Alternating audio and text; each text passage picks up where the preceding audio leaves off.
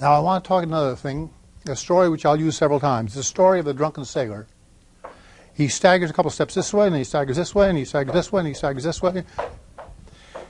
In n steps, typically he'll get the square root of n distance.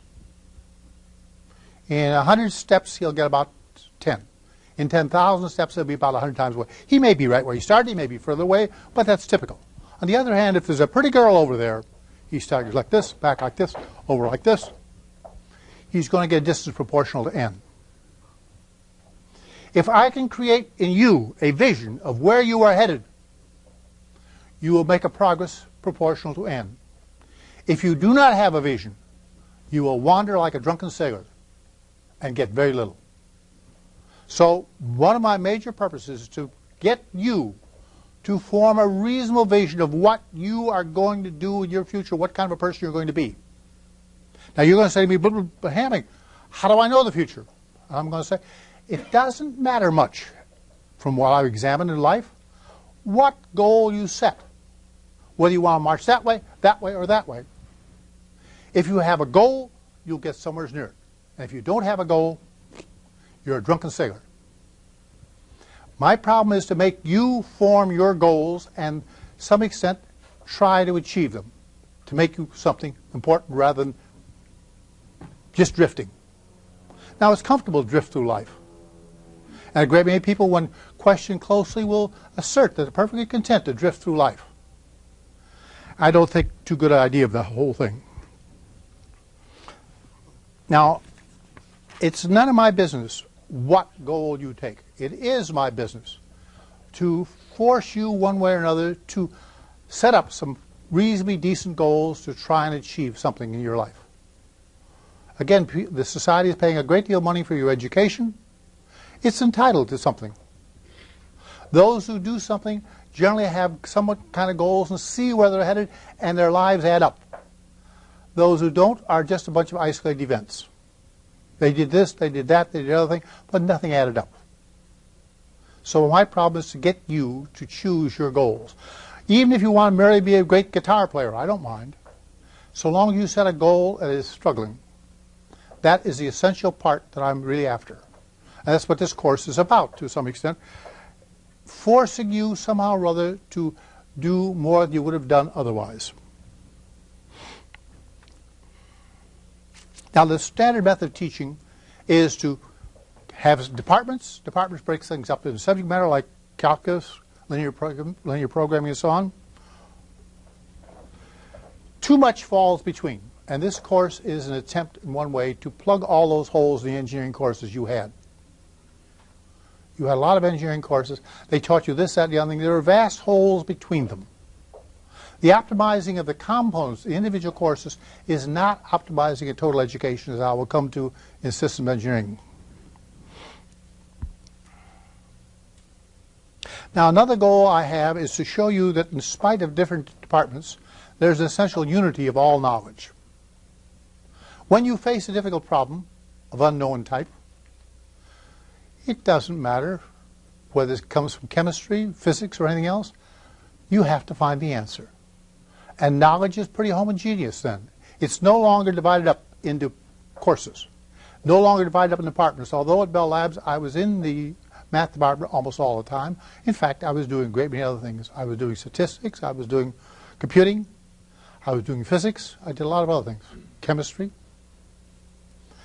We did not observe too tight a division, but for purpose of organization, you do have to have some structure. But I want to get in your minds, knowledge is sort of a homogeneous body which we have specialized with certain names, but it's all really connected together.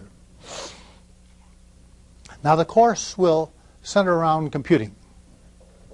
Not, I like to think, because I'm prejudiced and put my life in computing, but rather, in fact, they are going to dominate science and engineering. And there are reasons for this, very powerful reasons. Economics, for example. Computers are far, far cheaper than human beings. Far cheaper, and they're getting cheaper by the year. Humans are getting more expensive by the year. Speed, far, far faster. Your nervous system, if you drop something on your toe, signals up to your head about 100 meters per second. Light is 300,000 kilometers per second. You aren't in a league. You can't even touch electronic speeds. There's no way you come near it. So speed is overwhelmingly on the side of the machine. Accuracy. Name a number of digits of arithmetic it carry. Yes, they can be quite precise. They can do double precision if necessary. You would have trouble doing double precision arithmetic probably if you tried doing it. You could work it out, but you'd have trouble. Reliability. They're far, far ahead of you. God or nature, however you want to do it, didn't make you to be a reliable thing. You've been walking for years and still every now and then you trip and stumble. You can't do anything really reliable. That's why man ended up on the top of the heap. He has the flexibility built in. But don't ever try to get humans to do something reliable. Take, for example, bowling. All you can do is throw the ball down the alley exactly the same way every time. You have a perfect game. Perfect games are rare, even among the most skilled experts.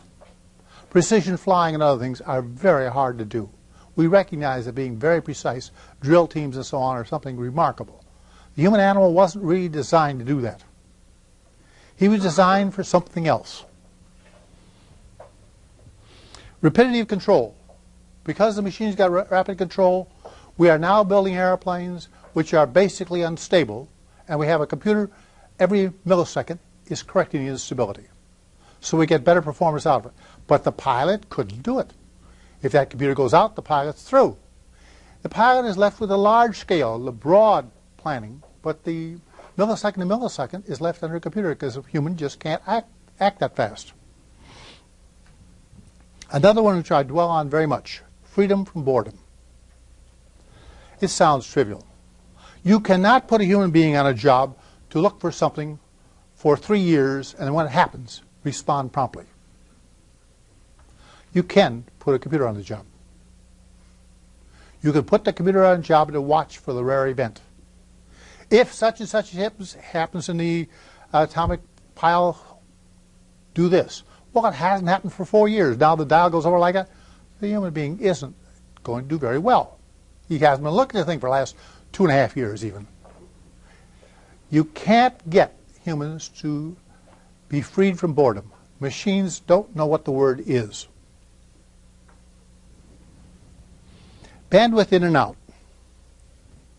In any rapidly changing situation, the person in charge can only get so much information in and out, and there's a general belief that really you can process only about 50 bits per second, maybe 60, something like that, but you can't process 10,000 bits per second. A machine's got enormous more bandwidth. Not only visual, auditory, or put all your inputs together. They won't match a modern machine for bandwidth. Not only coming in, but giving orders out. For central control, the human simply cannot, in a complicated situation, compete with a machine if it is merely bandwidth in and bandwidth out. If it's making judgments, that's another story. But the machine simply cannot cope with it. Thus, we no longer have a crew aiming a gun at an airplane. We have a self-contained. The human is too slow. He just isn't much good. We need much more rapid things than humans can cope with. The bandwidth in and out, which is really the speed of getting information, is fundamental. Computers have got it all over you. Ease of retraining. Training to a great extent is you learn to do something, and now I change the equipment. You've got to unlearn the old habits and learn some new ones. And you've got to repeat them many, many times to learn them. With a computer, I change the program. And it's done. No elaborate training, no endless hours of constant practice. Bing, you just put a new program and the machine behaves a new way. Very easy. Hostile environments. Outer space, underwater, high radiation fields, warfare, manufacturing situations that are unhealthy, and so on. I can put machines in those situations where humans are very, very difficult. In space, I got to keep this human being in an atmosphere somewhat he's used to. Oxygen, so on, has to be employed. High radiation will kill them, and so on. How we're going to manage to get a people to Mars and back in the radiation field that's coming from the sun, I don't know. Whether we'll sort of radiate them thoroughly or maybe decide not to send human beings that far. It's a problem. Now, personal problems is another one. And it's one I'm much sensitive to. Personal problems dominate management. There are all kinds of troubles with people. With machines, there are no pensions. There are no personal squabbles. Two machines don't get squabbling with another, but I've had two girls squabble and wouldn't even share the same room together.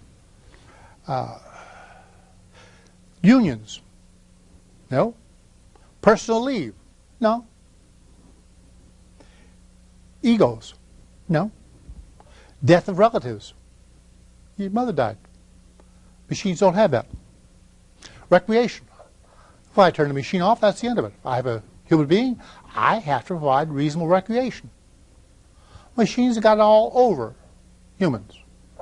Now, all of you have probably already been saying, oh, yeah, but what about the advantage humans have? I won't have to list those. You're trying to do it already. But I gave you a bunch of details which you could find very hard to get around. That the machine has got great advantage in many places. And because it's economically sound, you are going to see more and more machines running organizations. Some computer, well, let's say computers. The design of chips is under computer control to a great extent. Some computers are actually being assembled heavily by machines. I was on the board of directors of a computer company for a while, and at one point, more than half the computers coming down the production line, we were grabbing to mechanize the production line.